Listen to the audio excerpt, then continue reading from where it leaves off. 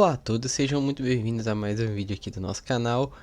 Hoje nós vamos falar sobre operações utilizando matrizes e como essas operações são úteis para vários processos associados com a resolução de sistemas complexos.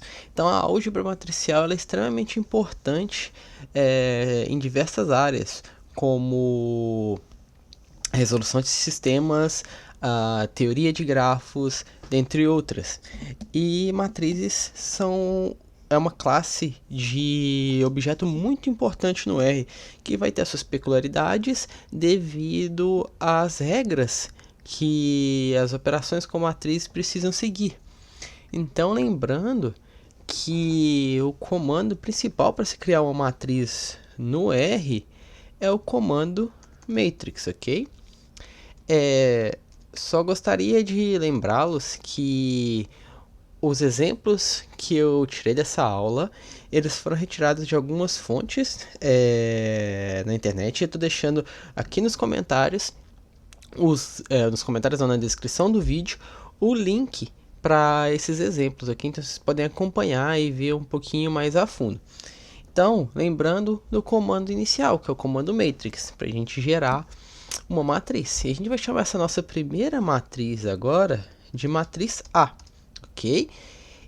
E a gente tem que lembrar que o comando matrix ele recebe alguns argumentos. Ele vai receber inicialmente o que? O nosso vetor com os valores que vão preencher a nossa matriz. E a gente vai preencher essa matriz com alguns valores. Valores como, por exemplo, 2, 3, menos 2, 1, 2 e 2, ok? Os outros argumentos do comando matrix são o número de linhas, ok? Que a gente vai colocar como 3 aqui, e o número de colunas, n-row, n-col, que vai ser igual a 2. Então, nós vamos criar aqui uma matriz 3 por 2. Se a gente conferir aqui no nosso environment, nós temos uma matriz 3 por 2. E se a gente visualizar essa matriz, ela está aqui, ó. Lembrando que, olha como ela foi preenchida. 2, 3, 1. Ela está sendo preenchida pelas colunas. Depois 1, 2, 2. E existe um argumento que pode ser utilizado no comando matrix, que é o argumento by-row. Ele, por padrão, ele é colocado como falso. Mas se a gente ativar ele colocando como verdadeiro, vamos conferir o output de matriz. Ele é ligeiramente diferente. Presta atenção que ao invés de a gente preencher por coluna, a gente está preenchendo por linha. Então os valores foram inseridos na primeira linha, na segunda linha e na terceira linha, seguindo a ordem que eles foram inseridos no vetor, ok?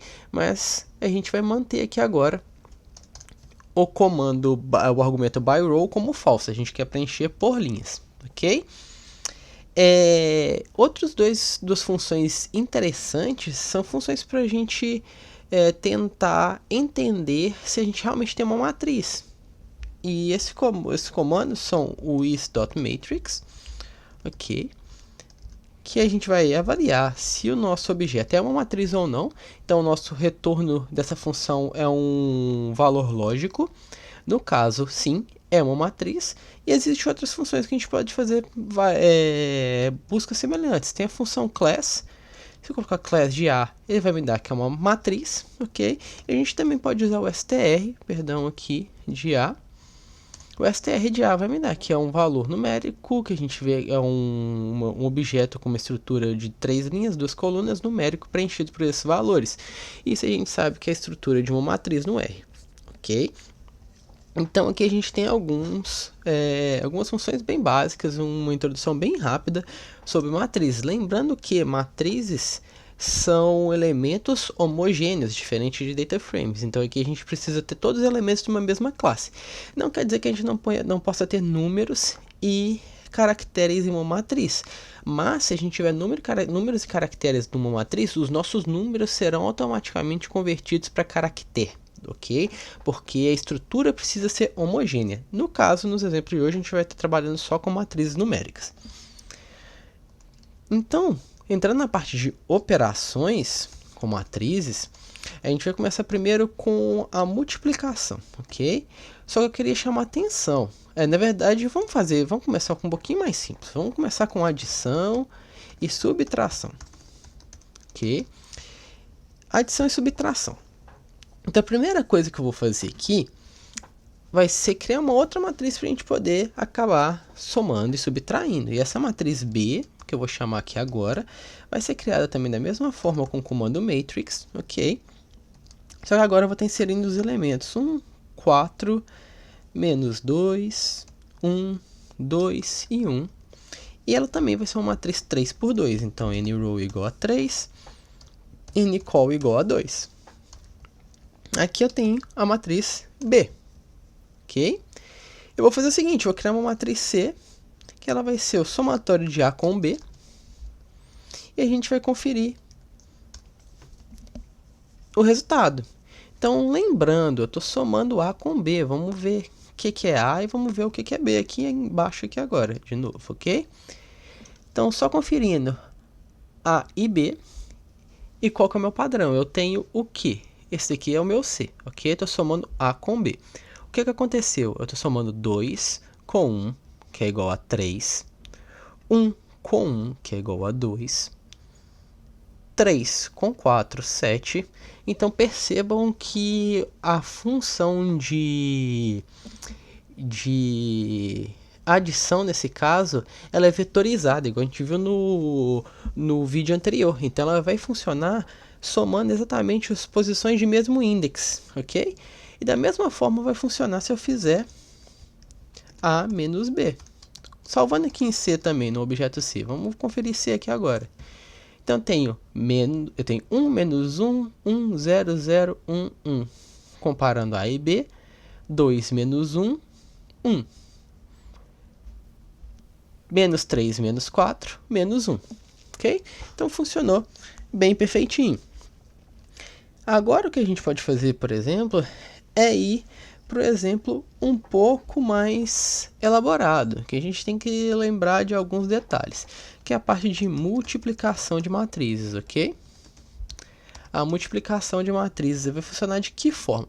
Nesse caso aqui, a multiplicação de matrizes, ela pode ser feita no R de maneira a se respeitar a questão da vetorização, e a gente também pode realizar a real multiplicação de matrizes, que vai levar em consideração todas as regras que a gente aprendeu quando estava estudando a álgebra matricial, ou seja, a gente multiplica as linhas de uma matriz pela coluna da outra matriz, e a gente precisa que o número de colunas da primeira matriz seja igual ao número de linhas da segunda matriz, e com isso a gente vai acabar criando o produto dessa multiplicação. Cada um desses casos vai funcionar de uma maneira ligeiramente diferente.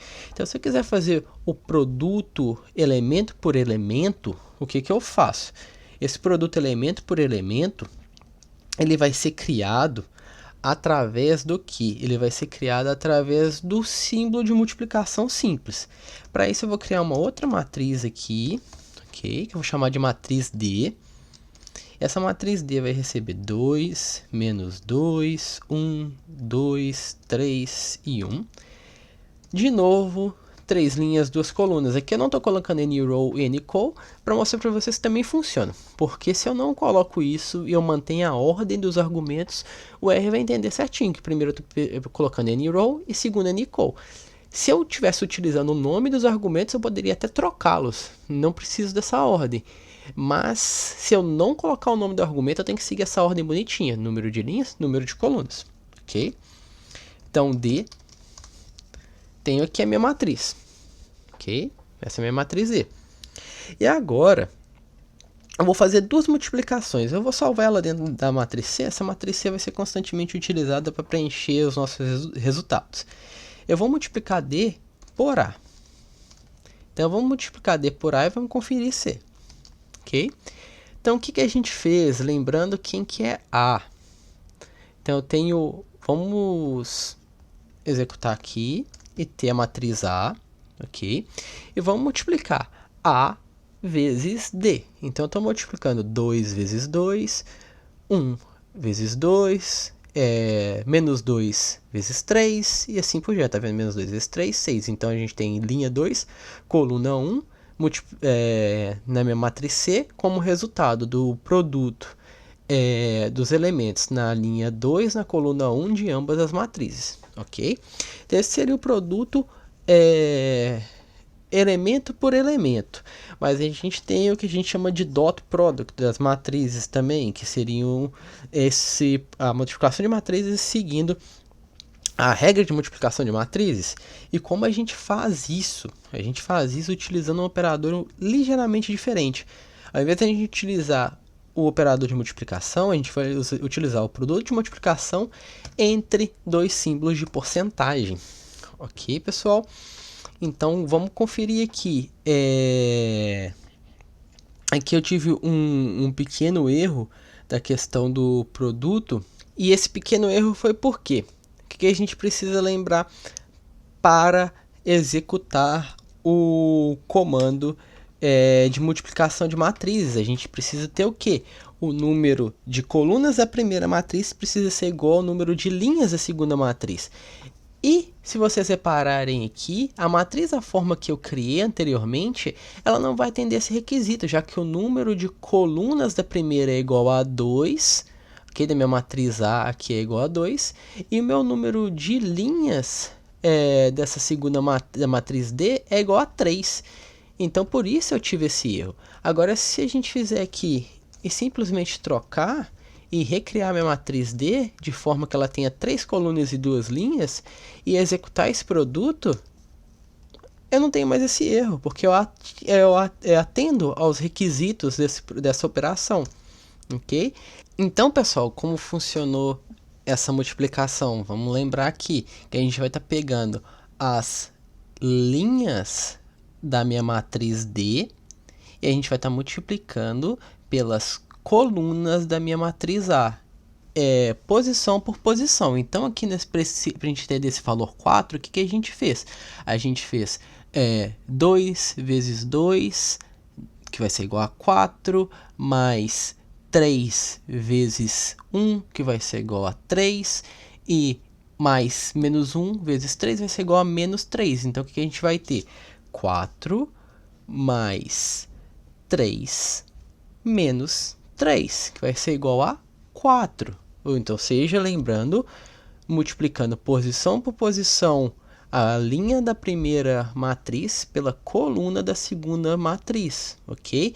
E a gente faz isso repetindo por todos os números de linhas e colunas até a gente preencher uma matriz que no final vai ser uma matriz 4 por 4, nesse exemplo aqui, ok? Devido ao fato de nós termos duas linhas na primeira matriz, duas colunas na segunda matriz. Ok, pessoal? O que é importante da gente lembrar nesse caso? É super importante a gente sempre prestar atenção sobre o operador que a gente está utilizando. Uma vez que a gente aplica o operador distinto,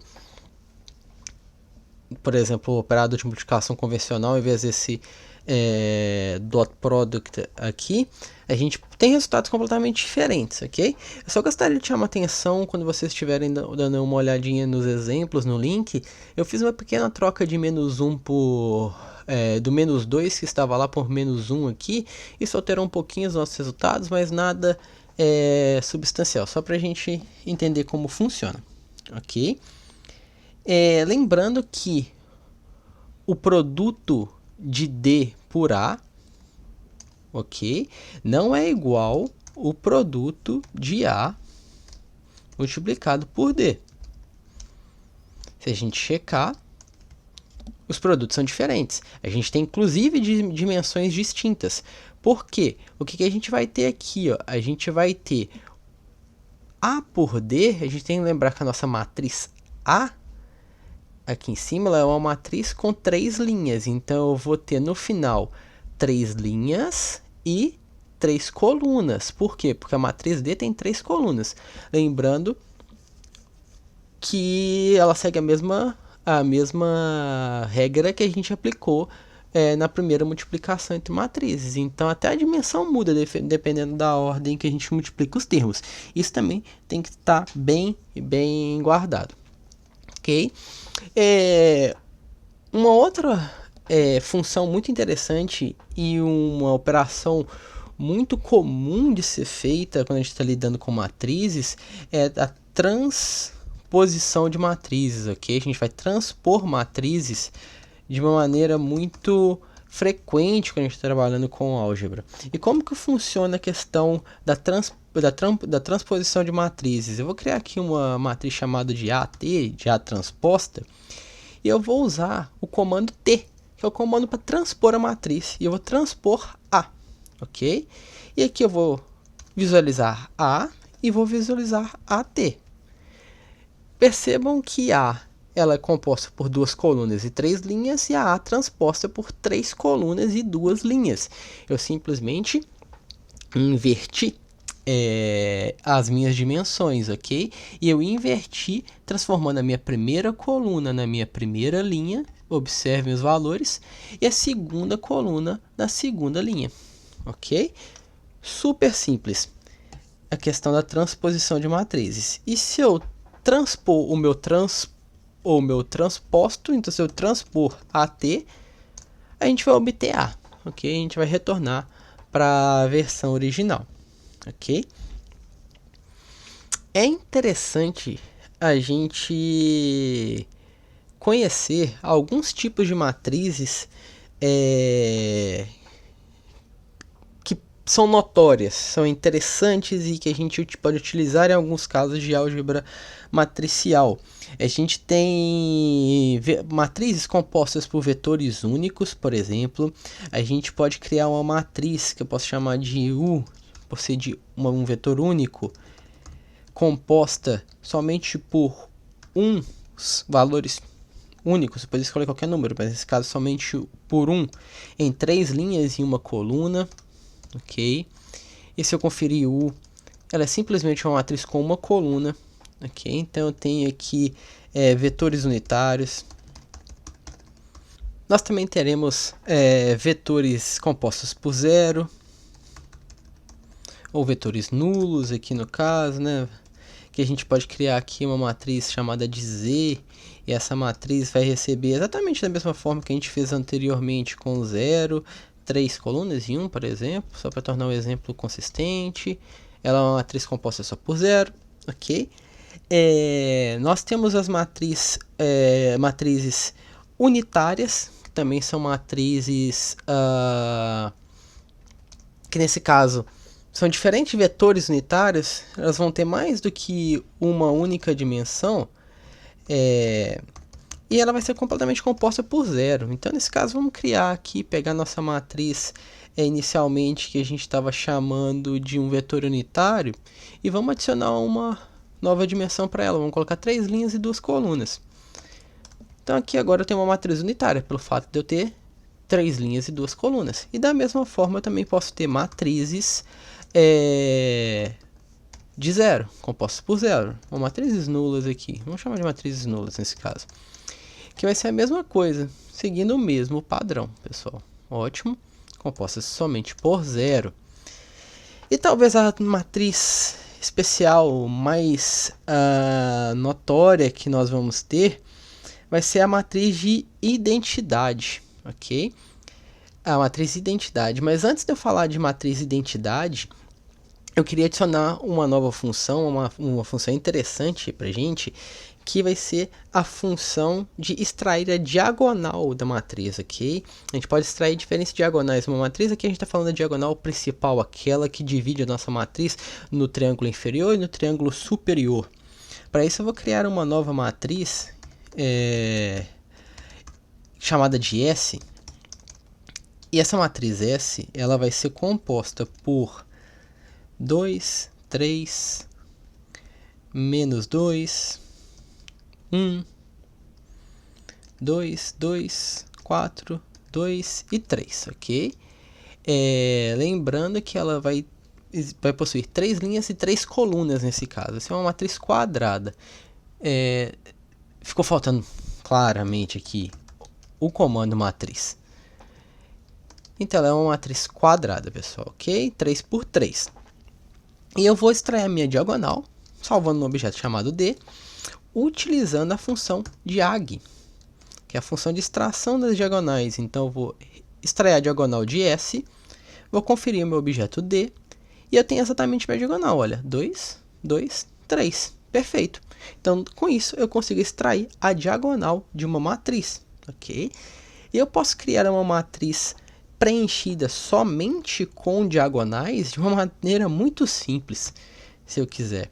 Se eu quiser, por exemplo, zerar todos os valores em torno e manter só a diagonal de uma matriz, eu posso informar para a função diag o resultado do diag dessa mesma matriz. Por que a gente está fazendo? Extraindo a diagonal e criando uma matriz só com a diagonal. Então percebam como que o diag, essa função diag funciona de duas formas. Eu posso extrair e criar uma matriz dependendo do que eu estou informando. Se eu informo uma matriz como argumento, ele extrai a diagonal. Se eu informo um vetor como argumento, ele cria uma matriz só com as diagonais preenchidas. Vamos conferir D e eu tenho exatamente uma matriz só com essa diagonal, 2, 2 e 3, ok? E o que isso permite a gente criar? Permite a gente criar a matriz identidade. E o que é a matriz identidade? Ela não é nada mais, nada menos do que uma matriz preenchida somente com uns valores iguais a 1 na diagonal principal. Então eu coloquei aqui 3 números 1 na diagonal principal e aqui eu tenho minha matriz identidade, perfeito? A matriz de identidade ela é muito importante para determinação de algumas características, por exemplo, a questão da inversibilidade, ou se uma matriz pode ser ou não inversa, que é o que a gente vai entrar agora em detalhes. Lembrando que o inverso de uma matriz não é a mesma coisa que o seu transposto, ok? O inverso das matrizes, uma matriz inversa, ela é extremamente interessante e importante para uma série de operações de álgebra, porque quando a gente tem uma matriz capaz de ser invertida, ou uma matriz inversível, isso quer dizer que ela vai possuir somente uma solução para qualquer vetor dentro daquela matriz. E isso vai possibilitar que a gente consiga resolver todos os sistemas compostos naquela matriz, de forma que a gente consiga modular sistemas com altos níveis de variáveis, ok? Então, a gente precisa lembrar que uma matriz ela é inversa quando ela tem a sua determinante diferente de zero, ok? E a determinante ela pode ser calculada seguindo uma série de regras. Se a gente lembrar no caso mais simples, uma matriz quadrada 2 por 2, a gente pega as diagonais principais, o produto das diagonais principais com a diagonal secundária e vai subtrair da diagonal principal o valor do produto da diagonal secundária. E isso pode ser feito de uma maneira muito simples no R, através de um comando que se chama det, simplesmente det, ok? E para isso aqui a gente vai criar uma outra matrizinha A, ok? A gente vai criar uma outra matriz A nesse momento. Estou copiando e colando aqui, composta exatamente por esses números e uma matriz quadrada, 3 por 3. Copiando só por questão de poupar tempo, ok? Matriz quadrada 3 por 3. Se eu extrair a determinante de A, eu vou ver que a determinante de A é 8. Então ela é diferente de zero. Então essa matriz ela é inversível, ok? Eu consigo inverter essa matriz. E como eu inverto essa matriz no R, eu vou criar aqui então a matriz A inversa. Eu inverto ela com o comando solve. Então se eu usar solve A, eu vou checar o meu inverso de A e eu tenho exatamente minha matriz inversa, ok, pessoal? Não vou entrar a fundo sobre a forma que a gente inverte essas matrizes, mas lembrando que a gente tem aqui uma matriz 3x3, então eu conseguiria simplesmente utilizar a regra de Sarros, onde a gente repete as duas primeiras colunas e tira o produto da diagonal primária, secundária e subtrai para ver essa diferença e assim chega nas diagonais. Mas esse aqui não é o real intuito do vídeo, ok? Então a gente conseguiu inverter essa matriz de uma maneira muito simples. E o que a gente tem que lembrar, pessoal? A gente tem que lembrar que matrizes inversas elas têm algumas propriedades bem interessantes. Por exemplo, se a gente pegar o inverso de uma matriz e multiplicar pela matriz original, então se eu pegar A e pegar AI e multiplicar ela por A, a gente vai ter exatamente uma matriz de identidade, ok? Então, isso é uma regra. O inverso de uma matriz multiplicado pela matriz original, a gente sempre vai ter uma matriz identidade, ok? Existe também uma outra função muito interessante para matrizes que a gente tem, que é o produto cruzado. E o produto cruzado ele vai fazer exatamente isso. Ele vai pegar a matriz original e vai multiplicar pelo seu inverso. Por fim, pessoal, eu gostaria de falar de algumas funções interessantes e que podem ser úteis para se trabalhar com matrizes. E a gente viu ela já, na verdade, lá na aula sobre data frames. E elas também se aplicam para as matrizes. Então, por exemplo, utilizando a matriz A como exemplo, eu posso tranquilamente usar a função cosums e obter a soma das minhas colunas. Então, lembrando, minha matriz é 3x3, eu tenho 3 colunas, então eu teria o somatório dessas 3 colunas aqui, ok, pessoal? Uma outra coisa que eu vou ter aqui é colMins de A. Eu vou tirar a média das colunas e todas essas funções, como também da classe de funções de rows, então row sums e row means e assim por diante, eu também posso aplicar para as matrizes, ok? A gente também pode utilizar rbind e cbind para concatenar matrizes horizontalmente e verticalmente, respectivamente aqui, ok? E a gente também pode utilizar duas funções que nesse caso vão ser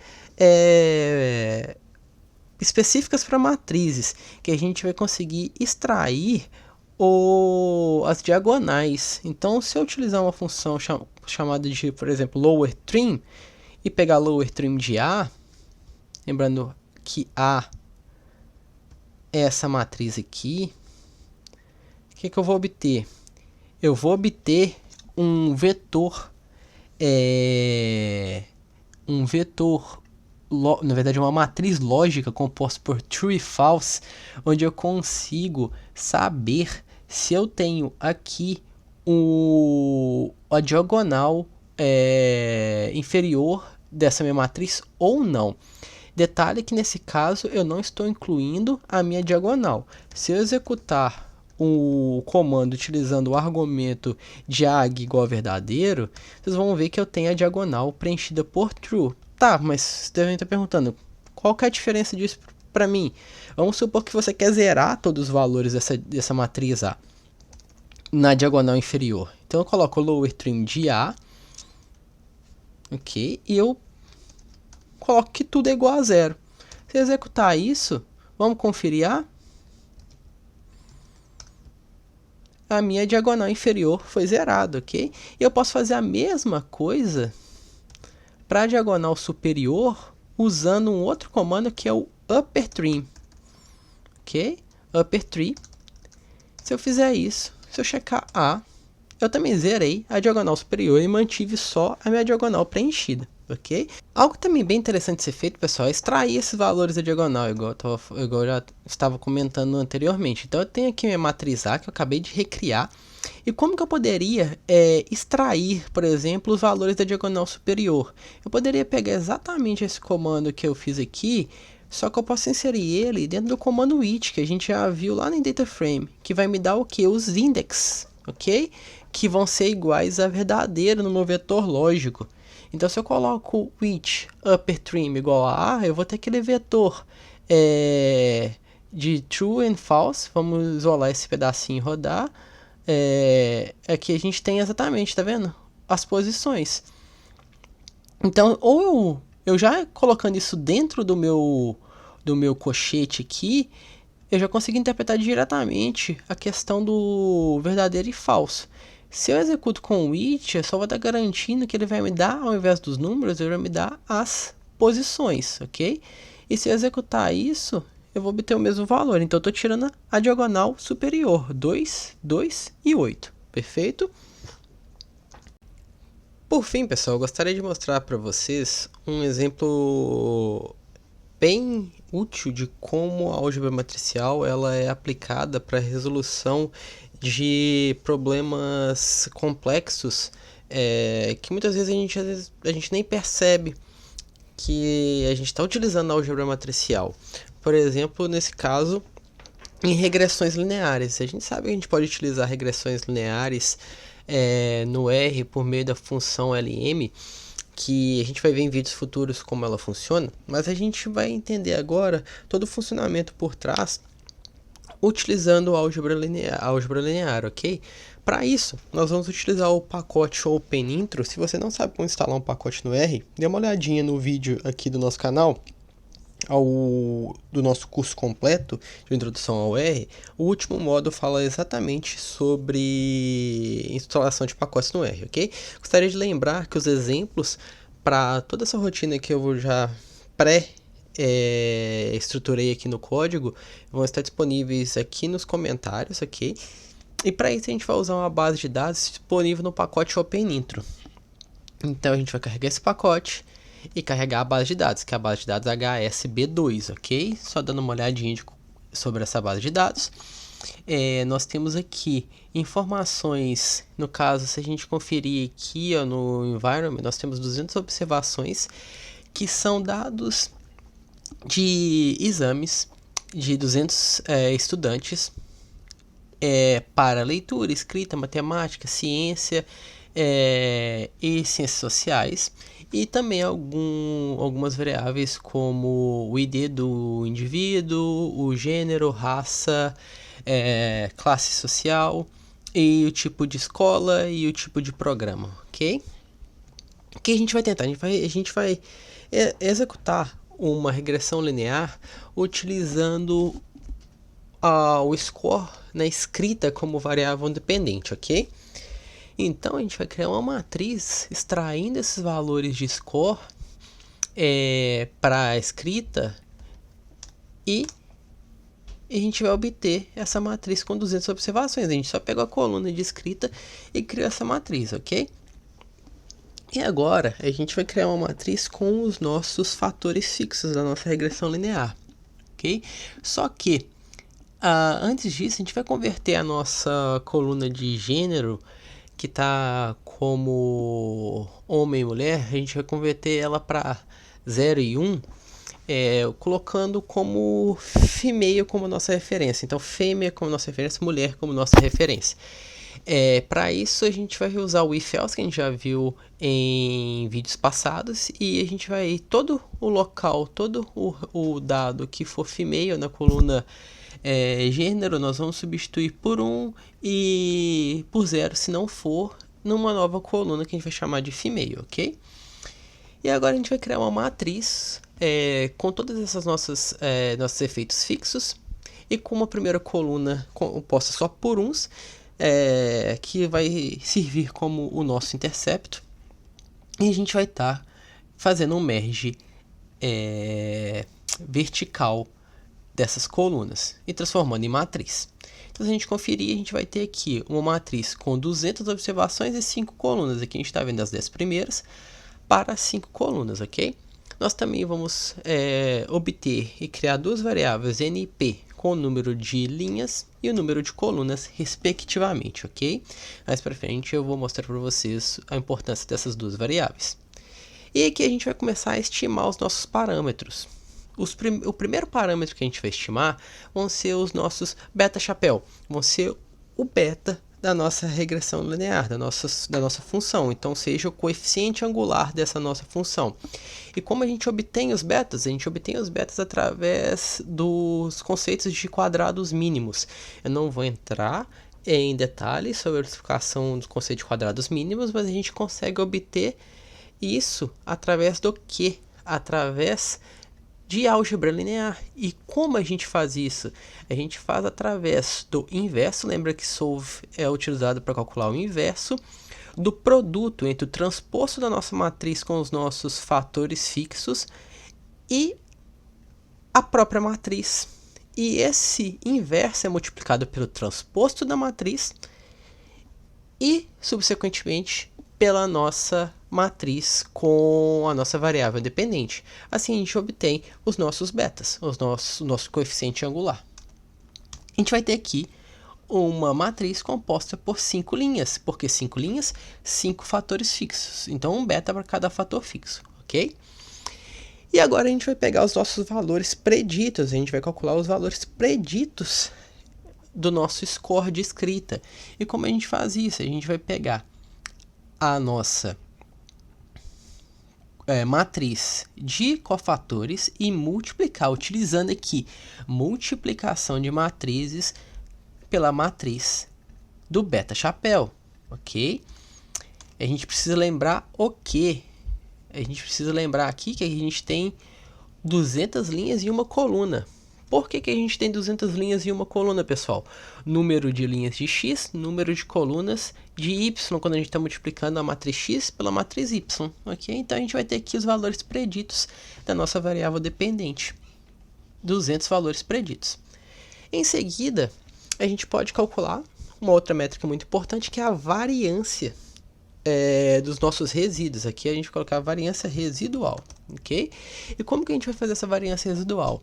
Ela vai ser basicamente a soma dos desvios existentes entre os valores observados e os valores preditos ao quadrado. Então, a soma do quadrado dos desvios da nossa predição dividido pelos nossos graus de liberdade, n menos p.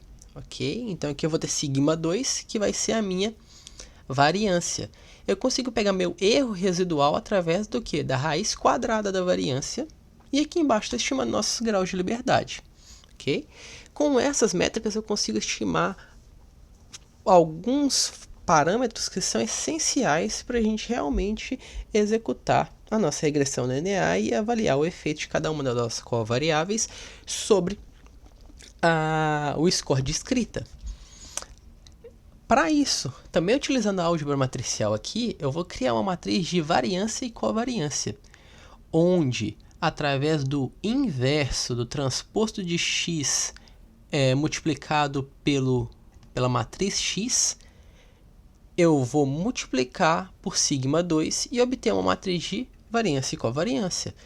Lembrando, eu tenho 5 fatores. Se eu tenho uma matriz de variância e covariância, isso é uma matriz quadrada 5 por 5, onde eu tenho aqui na diagonal a variância, ok, de cada uma dos meus fatores fixos, e na diagonal superior e inferior eu tenho as covariâncias, ok?